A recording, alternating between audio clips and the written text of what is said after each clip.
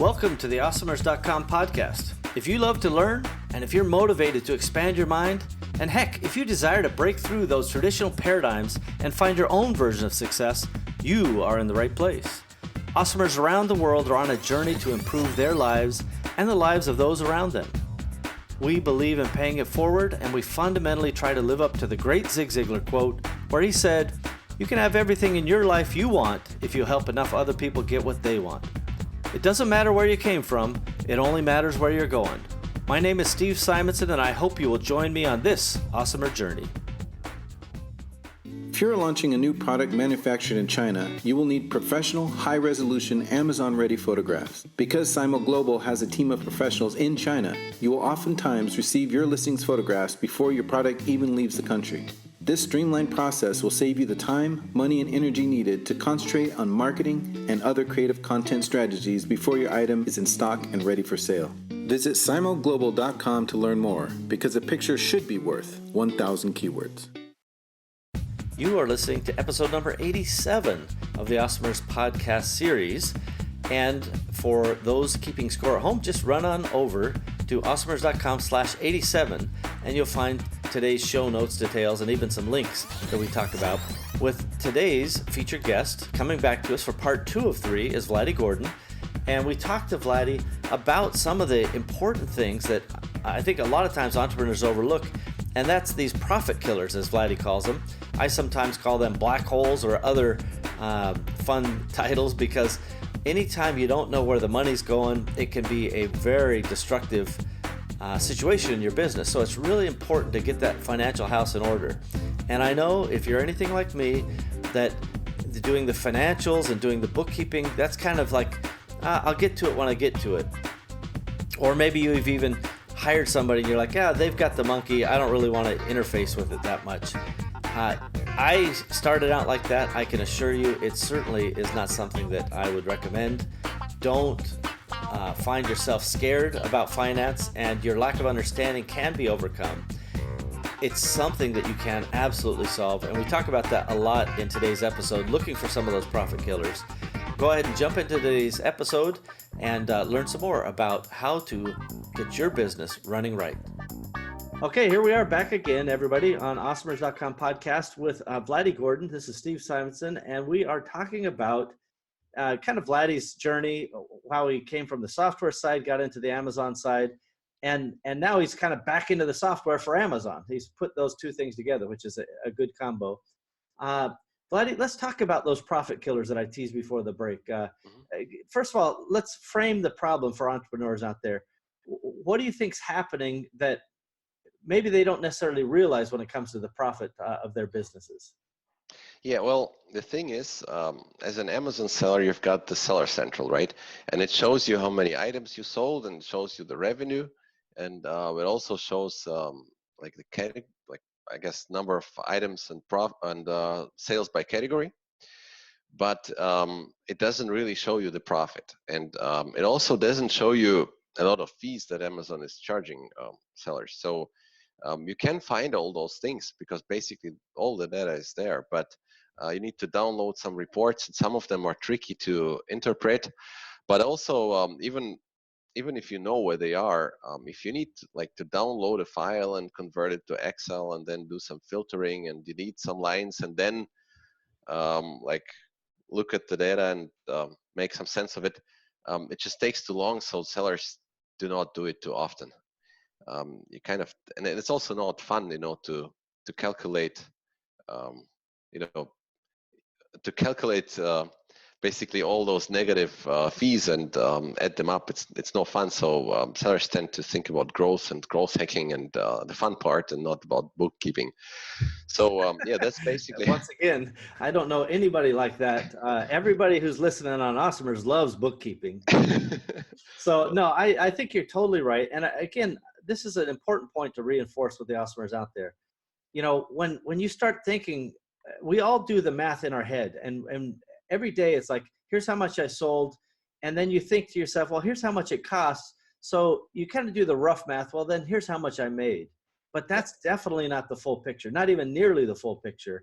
And I think that's what you're talking about, right? Exactly. When I was a seller, I always had this strange feeling or anxiety that I didn't really account for everything. So I was seeing, okay, I sold maybe 30 items on a specific day, so $5 per item or €5 per item profit, so 150, and then you multiply it by the number of days per month and say, okay, that's my profit. But I had a feeling that I didn't account for everything, so it was making me nervous because if you have a huge margin or a big enough margin, then this is just maybe a bad surprise at the end of the month. Okay, Amazon also charged me the storage fees. All right, but I'm still making money, right? But if you're working with a low margin, then it might actually, change the way you think about your business or your products in a strategic way. Maybe you want to discontinue some of the products, right? So you want to make sure your business model is healthy. So you're making money on every item that you sell, maybe except for launch. And if that's the case, then you're good. But you got to have a system in place to evaluate that basically now and then, or even in real time. Yeah, so I think it's fair to say that this problem has existed from the time that a seller gets on Amazon until they have a really good process of understanding the full accounting view of their business. Is that true in your Yeah, opinion? for sure, Yeah. yes. So I do think there are a bunch of profit holes or profit killers, however you want to think of it. And the problem that creates in the market, in my opinion, is that people make decisions about products based on the emotion of, oh, I sold a lot of stuff of this particular item. They're excited by it, but they don't necessarily know the full profitability of that item versus their next seller. Maybe I've seen this before. I wonder if you've seen it where, one item gets tagged as an oversized item and they didn't really notice. And now their Yeah, profitability is just upside yeah. down entirely. Do you see that? Losing money. Yes, for sure. Yeah. You So can request a re-measurement on Amazon. They will measure your item again, and if you win, then they will even reimburse you. But yeah, you got to know that, right? yeah, you sure do. So this is a great example, by the way. So for the customers out there, one example, we had shipped some stuff to the UK, 20 different items. All of them had the exact same box. They were different items in the box, but the exact same boxes. And we knew that because we wanted to ship and do a big print run of these same boxes. So every single one was the exact same size. But if we went into Amazon, they had 18 different sizes for those 20 boxes. So Wow. at first we contacted Amazon, and by the way, some were very subtly different and some were very far off. So we contacted Amazon in the UK, and Amazon basically came back at first and said, hey, we have 3D scanners that scan these things. We're not wrong. Don't worry about it. Mm-hmm. And we sent pictures with, a tape measure over the box and go, all of these 20 items have the exact same box, fix it. They did the remeasure request, which, by the way, I think we had to do like 5 items at a time. We couldn't send one ticket for 20. We had to do like 5 at a time, so 4 different tickets. And that's an Amazon thing. But when we got all of those tickets resolved, they ended up going back. I don't remember if it was 18 months or 2 years or whatever it was. And by the way, we hadn't caught it for this long. And it was something like 5,000 pounds that we had been overcharged over the course of that time. And just think about how much money that is. And it was all just a little, sometimes I call it phantom profit, right? We thought we were making money, and we should have been making money, but Amazon in this case had made a mistake. And happily they rectified it and made the appropriate returns. But if people aren't looking at that, they're making a mistake. Do you agree with that premise? Absolutely, yeah. Yes, as we talked before, it's hard to see this because you don't get a notification or something, just keep selling and the money, you see the revenue numbers, the world looks nice. Yeah, but that's a really, really mean problem. And it's cool that you won this case, because I've heard about some guys who didn't, or who just didn't win the battle, basically, right? Yeah, for us, it's so part of the thing that complicates those particular situations is like if there have been multiple shipments over time, because they'll only refresh the current shipment, right? And so we had to go back and prove, and we were able to show photos. So when we ship out, every shipment we ship out has inspection photos. So we had inspection photos, the box is open. So we had all of our ducks in a row to illustrate that regardless of how many shipments, it's all been the same, box. And that's Yeah. that's a lesson for awesomers out there. And you talked about this earlier, Vladi, that having QA, quality assurance, or some sort of inspection process is critical to making Yeah. sure you don't get wet VR goggles or whatever else, right? Yes, absolutely, absolutely. So never ship without any inspection. So it's a Yeah, if you're doing that first order of 10 things off of AliExpress, fine, knock yourself out. You're the inspector when it arrives. But yeah, if you're shipping, any $1,000 or higher in value, you really should spend the money on inspection because you could risk 100% instead of, 10 or yeah, 20% of the shipment. And by the way, yeah. it could be 1% of the shipment for larger shipments. You know what defines capitalism? Commercial breaks. Let's take one right now. Hey, Amazon Marketplace professionals, congratulations on your success to date. Your creativity, strategic vision, problem solving, and discipline have allowed you to build your own e-commerce business. Wouldn't it be great if you had more time to focus on the things that truly drive the sales and growth of your company? Instead of getting lost in a dozen different services and countless spreadsheets, what if there was one system that connected to your Amazon account and automatically gave you the information that you needed to make great decisions and really impact your business? Parsimony ERP can do that. Parsimony is the business operating system for your marketplace business. With Parsimony, you get true double-entry bookkeeping, easy financial statements, full customer service tools, and item-by-item profitability, along with project and task management, and more features are being added all the time. Learn more at parsimony.com. That's Parsimony, Parsimony.com. Parsimony.com. We've got that. The problem is if you ship bad items or maybe damaged items to Amazon, and Amazon doesn't notice it, and you don't notice, then you're going to get a lot of returns. So it's going to get even more ugly because they can suspend the listing, they can suspend your account. So all kinds of troubles. Yeah, not to mention all the potential negative reviews, all from that, lack of inspection, that lack of quality assurance, as Vladi said earlier. So let's talk some more about these profit killers. Mhm. Have we gotten into any of the 5 yet, or what are your 5? So let me give you the biggest one. Tell me. And the one that is mostly underestimated from my experience. So I've talked to a lot of sellers in the last 2 years, and so these are the returns. And the way that a lot of sellers think about returns is, okay, an item will be returned to Amazon, and I'm just gonna sell it again. So what's the big deal? And of course, you kind of understand probably they will charge me something, but who cares? And that's a big problem. And let me tell you why. So imagine that you sell one item, for example, in September, and now we're in October. Like 3 weeks later or 2 weeks later, the item gets returned. So what most of the sellers don't realize that this one return kills the profit of this one sale in the previous month, right? So we're in October. I sold back in September. I saw in my Seller Central, I sold, I don't know, 100 items, right? And I know my profit per item is $5, so $500 profit, right? So when I get this return in the next month, what I have to do is I have to go back in my Seller Central and basically cancel one of the sales from September. But that's not happening. If I look at my numbers from the previous month, I still see the 100 items, right? So the fact that one of them was returned does not cancel the item from the number of items sold. So if you're like calculating your profit by multiplying the number of items sold with some average value, then you don't account for this. So basically this one return, it kills your profit, but it kills also a couple of other things. So for example, the FBA fee, right? You paid the FBA fee when you sold. When the item gets returned, you don't get reimbursed for the FBA fee. So basically this is the profit plus FBA fee. And if your profit is $5 and FBA fee is $2.50, then it's $7.50 that are missing on your bottom line. So that's pure net profit, right? But that's also not all, because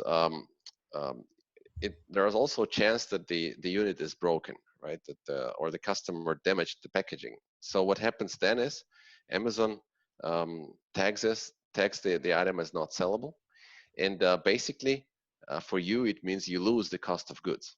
So maybe it's another $2.50, So we're already at $10, right? And if the item is sellable, then you're lucky. It depends on the category, of course. Some of the items tend to be, okay after returns, so they can be sold again. Then you're good. But if it's broken, then you pay the cost of goods. But it's also not all, because then you will have to dispose the item, right? So you either have to send it back to your prep center. This will cost you money, or you will have to dispose it. So Amazon will throw it away. This costs you money. And Amazon also charges for every refund. I don't know, it's not a lot of money, but this is also something that I noticed that only few sellers are aware of.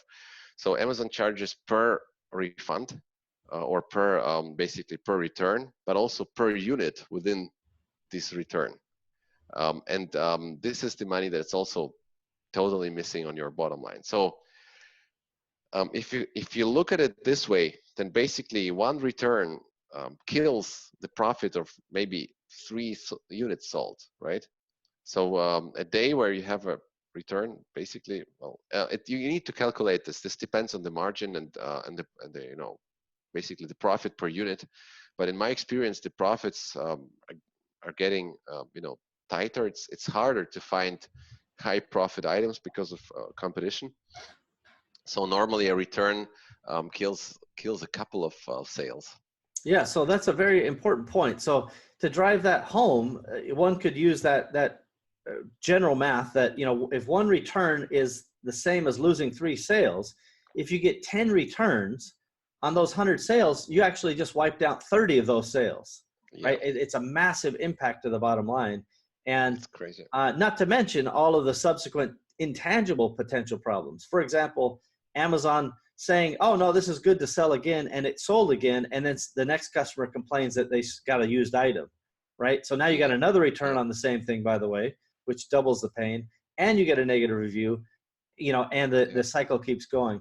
So a lot of folks that I know, we say don't mark anything as, if a return comes back, just return it to our center or destroy it, whichever way it works on the economics of that individual product. Yeah. But man, oh man, it sets off a series of things that people don't fully realize. So that's a big killer of profit there. What else do you have for us? Absolutely. So I think this was the biggest one. The second biggest one are the storage fees, and I think most of the sellers, or almost all of the sellers, know about storage fees. But we're getting asked a lot about this one.